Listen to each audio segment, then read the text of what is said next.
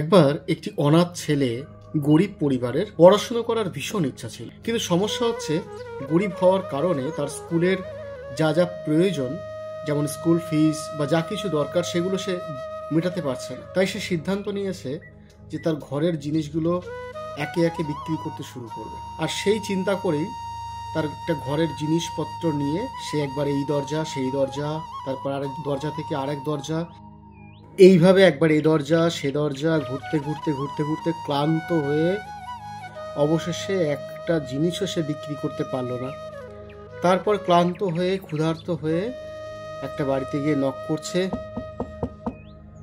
কেউ আছেন ভেতরে? আমাকে এক গ্লাস খাবার জল দেবেন দয়া করে।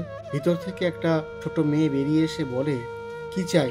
আমাকে এক গ্লাস খাবার জল দেবে, খুব তৃষ্ণা পেয়েছে। ঠিক আছে, দাঁড়াও এখানে, আমি আসছি। এই বলে মেয়েটি ঘরের ভিতরে যায় এবং এক গ্লাস দুধ এনে ছেলেটির হাতে দেয়। ছেলেটি বলে, আমি তো জল চেয়েছিলাম, দুধ চাইনি তো। হ্যাঁ, তুমি জল চেয়েছো ঠিকই, কিন্তু আমার মা শিখিয়েছে যদি কোনো অভুক্ত কেউ বাড়িতে আসে তাকে কিছু খাবার দিতে হয়।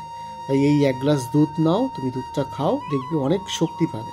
তখন ছেলেটি হাসি মুখে দুধটা খায় এবং খিদের জ্বালা তার নেই। এইভাবে বেশ কিছু বছর কেটে যায়। ছেলেটা এখন বড় হয়ে গেছে, একটা হসপিটালে ডাক্তার হয়েছে পড়াশোনা করে। আর হসপিটালে ডাক্তার হয়ে সে তার রোগীদের সেবা শুশ্রূষা করে। দেখা যায় একদিন একটা মহিলা হসপিটালে এসে ভর্তি হয় তার অপারেশনের জন্য। মহিলাটা যখন ভর্তি হয় হসপিটালে, এই ডাক্তার তাকে চিকিৎসা করতে শুরু করে। এইভাবে চিকিৎসা করতে করতে ডাক্তার বুঝতে পারে যে ছোটবেলায় যে মেয়েটি আমাকে দুধ এনে দিয়েছিল খাবারের জন্য, সেই মেয়েটি আজকে হসপিটালে ভর্তি হয়েছে। কিন্তু ডাক্তার মহিলাটির কাছে ধরা দেয় না। এইভাবে চিকিৎসা হওয়ার কিছুদিনের মধ্যেই মহিলাটি সম্পূর্ণভাবে সুস্থ হয়ে যায়। কিন্তু তার মাথায় একটা টেনশন থাকতে শুরু করে যে কি করে আমি এই হসপিটালের এত টাকা বিল মেটাবো, কারণ এত টাকা তো আমার কাছে নেই। তারপর হসপিটাল থেকে একটা খামে করে মহিলাটির হাতে বিলটা এনে দেওয়া হয়। খামটি খুলে মহিলাটি যখন বিলটা দেখে, আর দেখে সে অবাক হয়ে যায়, আরে বিল পেড করা হয়েছে, মানে আমার বিলের টাকা কেউ দিয়ে দিয়েছে। আর সেই বিলের সাথে একটা চিঠি আসে, আর সেই চিঠিতে লেখা ছিল, এক গ্লাস দুধের পরিবর্তে হসপিটালের বিল মেটালাম। তখন মহিলাটি বুঝতে পারে ছোটবেলায় যাকে আমি এক গ্লাস জলের পরিবর্তে দুধ দিয়েছিলাম, আজকে সেই আমার সমস্ত বিল পরিশোধ করেছে।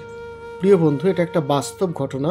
বাইবেল বলে, হিতোপদেশ তার 19 অধ্যায় 17 পদে, যে দরিদ্রকে কৃপা করে সে সদাপ্রভুকে ঋণ দেয়, তিনি তাহার সেই উপকারের পরিশোধ করিবেন। যখন আমরা প্রভুর নামে কাউকে সাহায্য করি, কোনো অসহায় ব্যক্তির পাশে দাঁড়াই, আর মনে রাখবেন এই ঘটনাটির মধ্য দিয়ে খুব ভালো একটা শিক্ষা আমরা এই বিষয়ে পাই। যদি আপনার মনে হয় এই ঘটনাটি বা এই গল্পটি আপনার ভালো লেগেছে, তাহলে একটা লাইক করে দেবেন, কারণ আপনার এই একটা লাইক ইউটিউব অনেক মানুষের কাছে আমার এই ভিডিওটি পাঠাবে এবং অনেক মানুষ ঈশ্বরের বাক্য দ্বারা উপকৃত হবে। তাই ঈশ্বর আপনাদের প্রত্যেকে আশীর্বাদ করুন।